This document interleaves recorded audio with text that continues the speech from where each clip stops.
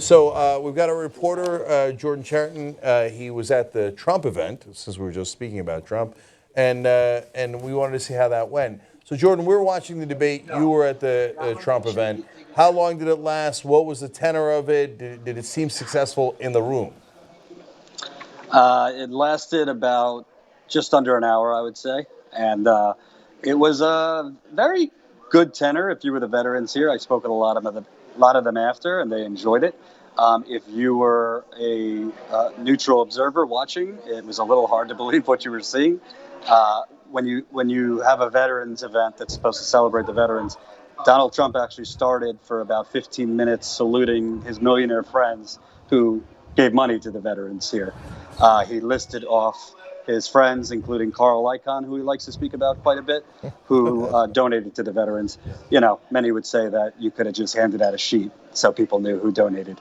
But he got, by my count, after 26 minutes, he pointed out the first veteran here that he wanted to That's good stuff, man. an Afghanistan war veteran, who I will say came up and had a very powerful speech about PTSD and issues veterans have at home, kind of the forgotten generation. We forget about them, the numbers on, the average number of veterans who kill themselves every day.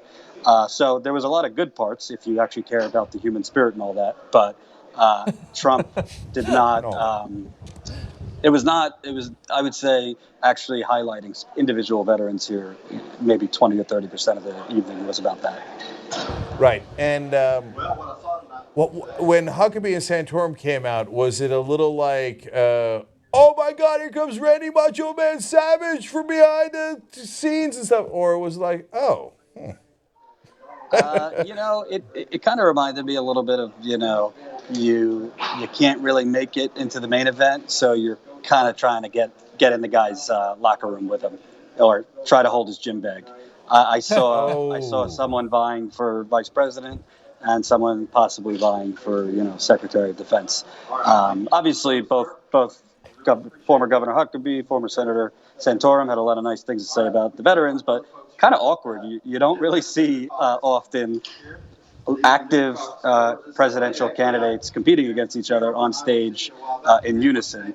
But it definitely kind of screamed of, Macho Man has to take the bullet for Hulk. Hulk's getting the title tonight, and Vince McMahon saying, Macho, you got to hold his gym bag today.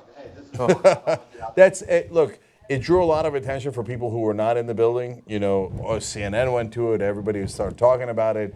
But you're right. It felt like he was the boss, and these kids were coming along like, hey, nice pat on the head here. Again, I realize I'm the I don't hater. want to interrupt, but I think the highlight, which is going to turn a lot of people's stomachs, Donald Trump was given an honorary medal tonight on stage. For what? For having the most, getting the most deferments? I honestly, I don't have that information, what the medal was, but he was given a medal. Yeah, Who gave him the medal? One of the, I believe it was the Afghanistan veteran who I just told you about. Now, did you get a chance to ask any of the veterans there or any people how they felt about him trashing John McCain's war record? Yeah, I did. I spoke with 2 or 3 veterans after, and besides not being able to answer me how specifically Donald Trump would help the veterans, one person basically told me Trump talks a lot, but he means well. So that was kind of surprising to me, because you would think the veterans, it's like a unbreakable bond, and if you go after one, you're not, all the rest of them are going to be against you. But most of them here don't mind his tough talk, whether it's about John McCain, Muslims, you name it. One individual I spoke with, it's almost like you're unraveling these people as you go, because every issue I pointed out that there's either no specifics or he's reversed himself. He was kind of like, oh, well, I didn't know that, or almost like, so I had to say to him at the end, are you going to go home and reconsider? And it was kind of a joke, but I did mention to him that Donald Trump in the 90s wanted all the disabled vets thrown out of Fifth Avenue. And he said if that's true, he's not happy about that. Yeah. Well, I got news for him. It's true. Yeah. And it wasn't just in the 90s. One person didn't believe it was true. She said I'm part of the evil media. Well, you are part of the evil media, but it happens to be true. How many times did Trump get deferments for medical deferments? So I forget, it might have been 5, but it was a very significant number. Yeah. But he got deferments for being in school, I believe, and then he got deferments for medical reasons afterwards. Yeah, right? for his foot. Yeah. For the foot. And then he bragged about all the girls he was having sex with while, at that same time. Now, he didn't say while everybody else is dying in Vietnam, but that's what was happening. The people who didn't get deferments were dying in Vietnam while he was bragging about being at orgies at some of the top clubs in New York. And then he also bragged about some athletic prowess at that time that With he his- had. with his bad foot. With his bad foot that he couldn't go to Five war for. deferments, 4 student, 1 medical. Yeah, 4 student, 1 medical. So 5 other guys went instead of him. Just that's what that means. Yeah. By the way. And so, Jordan, to that point, that veteran who gave him the award, I mean, is there any reason to believe that it wasn't the Trump campaign who went and found a veteran and said, here, give us this award?